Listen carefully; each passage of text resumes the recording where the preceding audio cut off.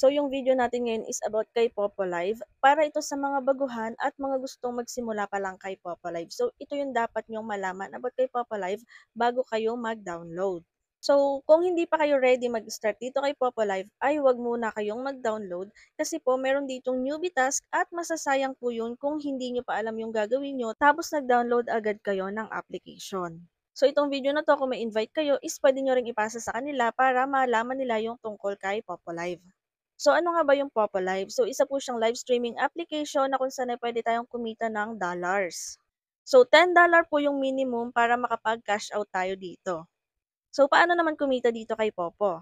So kikita tayo dito sa pamamagitan ng tasking. So sa mga baguhan, meron po ditong newbie task kung saan ay 2 hours po kayong magla-live and then dalawang 10K ping points po yung makiklaim nyo. So ang 10,000 dito na ping points ay equivalent to $1 na po agad yon.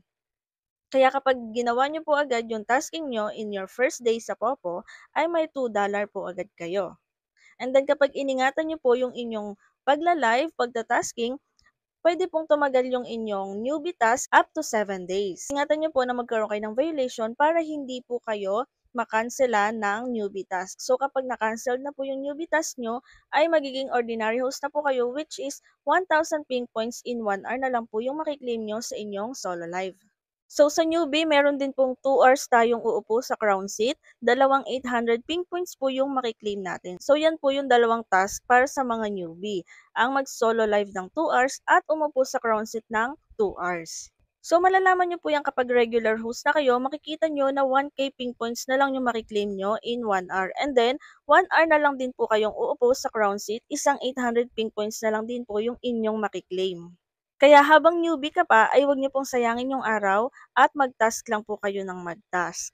So, ang tips para sa mga newbie para hindi agad mabawasan yung inyong mga newbie task ay iwasan niyo po ang magkaroon ng violation. So, may mga bawal po dito. Bawal po yung may minor sa harap ng camera or bawal yung minor sa live. Bawal po yung mag-iwan ng bata sa live. And then, bawal din po yung iniiwan-iwanan natin yung ating solo live. Lalo na kung baguhan ka, sobrang higpit po ni Popo dyan. Bawal din po yung may mga matatalim na bagay, may mga alak or yosi sa harap ng live mo.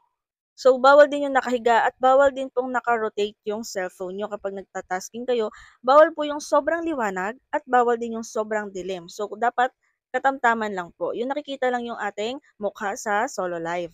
So, dito kay Popo Live, pwede pong putol-putol yung tasking natin. Pwedeng 10 minutes muna or 30 minutes and then mamaya 30 minutes ulit hanggang sa matapos natin yung 1 hour. So, counted naman po yun at continuous naman po yung counting ng oras nun.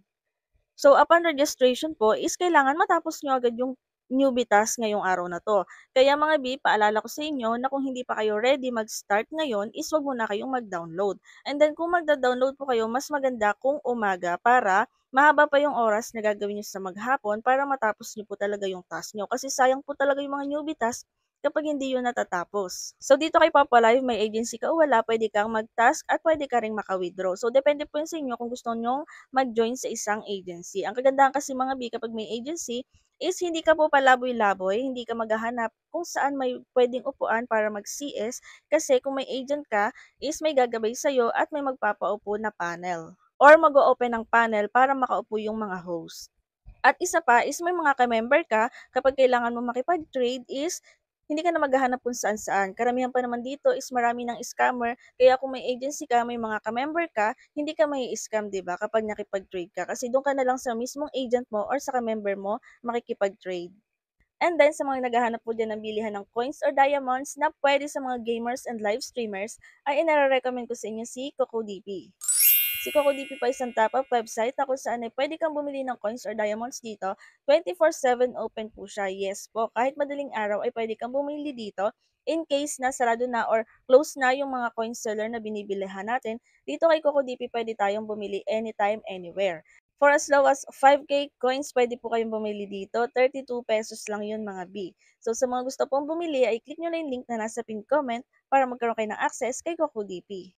Pagdating nyo dito, makikita nyo na yung mga iba't ibang partners niya ng mga games and live streaming apps at may ilaw din po siya. So, sa mga gustong bumili, ay hanapin nyo lang si Popa Live. Lagyan ninyo ang inyong Popo ID. Pumili kayo kung ilang coins yung bibilhin nyo. Nandyan may 5K coins, 10K coins, and so on. Pumili kayo kung anong payment method yung gagamitin nyo, GCash, Kucoin, or Maya. Ilagay ninyo ang inyong email address and then click buy now. After niyan ay mare-redirect na po kayo kung saang payment method yung gagamitin niyo. For example ay GCash at wala pang 1 minute ay nasa inyong Popolive account niyo na ang inyong coins na binili. Ganun lang po ang kabilis at pwede na kayong mag-play Lucky, makipag-trade or mag-play ng mga games dito kay Popolive. So sa mga baguhan diyan is hindi pa po kayo agad magkakaroon ng games, kailangan niyo pa pong pataasin yung inyong level para lumabas yung games ninyo. So paano nga ba tataas yung level? Kailangan niyo pong bumili ng coins or mag-RC. So maganda rin dito mga B kapag may mga games na kayo kasi mas may chance na mapalago niyo po yung inyong mga coins and then kapag nananalo na kayo is pwede niyo na po yung i-trade and then diskartehan lang yan mga B. Huwag po kayong masyadong magpaka-addict sa paglalaro, tamang laro lang kapag alam niyo natatalo na, huwag niyo na pong ituloy, magpahinga na po kayo sa paglalaro kasi may time talaga na naitalo, minsan nananalo. So kapag nanalo ka naman is i-trade mo na po. So, nasa sa inyo naman yan mga B kung mag-a-RC kayo or bibili kayo ng coins or hindi. So, depende po yan sa inyo. Kung pure tasking po kayo, paalala ko lang na pag pure tasking lang po yung gagawin ninyo, hindi kayo mag-recharge, is medyo matatagalan po tayo sa pag-cash out dito ha. Mas maganda po kasi talaga or malaking tulong po talaga kapag nakikipag-trade tayo kasi nadadagdagan agad yung ating mga ping points. So, puwede rin kayong gumawa ng mga dummy account. So, may video po ako about sa mga tutorial ko about Live. Check nyo lang sa aking playlist dito sa aking YouTube channel. Baka sakali nandiyan na po yung mga hinahanap yung tutorial. At kung hindi pa kayo nakasubscribe, mag-subscribe na kayo para updated kayo sa mga susunod kong videos. Yun lang and thank you for watching.